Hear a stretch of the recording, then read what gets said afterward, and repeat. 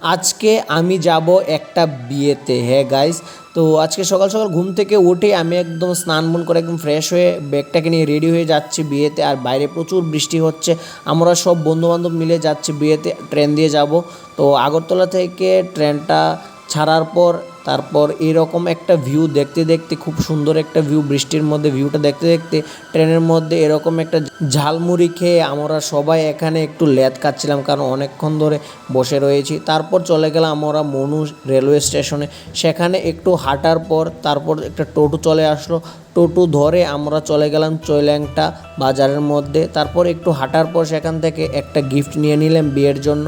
তো এই গিফটটাকে এভাবে একটা প্যাকেটে প্যাক করে নিলাম। তারপরে এই কোল্ড ড্রিঙ্কসটা খেয়ে আমরা এরকম একটা ফটো তুলে বিয়েতে গিয়ে এরকম একটা গিফট দিয়ে তারপর বিয়ে শুরু হয়ে গেল। বিয়েটা দেখে আমরা খাওয়া দাওয়া করে ঘরে গিয়ে ঘুমিয়ে গেলাম। ভিডিওটা এইটুকুই, বাই।